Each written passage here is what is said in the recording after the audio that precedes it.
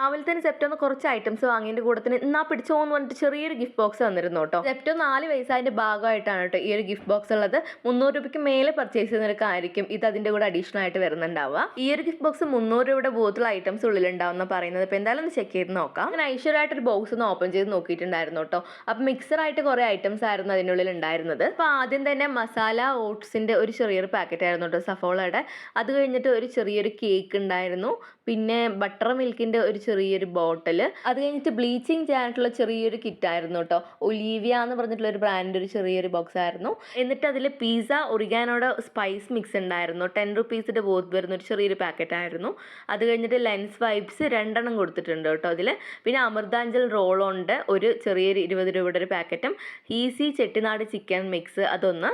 പിന്നെ ജൽജീര സ്വീറ്റിൻ്റെ ഒരു പാക്കറ്റും ടൊമാറ്റോ കെച്ചപ്പും പിന്നെ ഒരു ചെറിയ പേസ്റ്റ് ഉണ്ടായിരുന്നു കേട്ടോ. അപ്പോൾ എന്തായാലും ഇത്ര ഐറ്റംസ് ആണ് കേട്ടോ അതിലുണ്ടായിരുന്നത്. ഇപ്പോൾ 300 രൂപയുടെ ബോത്തുള്ള ഐറ്റംസ് ആണ് ഇത്രയും ചോദിച്ചു കഴിഞ്ഞാൽ എന്തായാലും അത്ര ഇല്ല കേട്ടോ. അത് നമുക്ക് കാണുമ്പോൾ തന്നെ മനസ്സിലാവുന്നുണ്ട്. അപ്പോൾ ശരി, പുതിയൊരു വീഡിയോ ആയിട്ട് വീണ്ടും കാണാം. അതുവരെ ബൈ.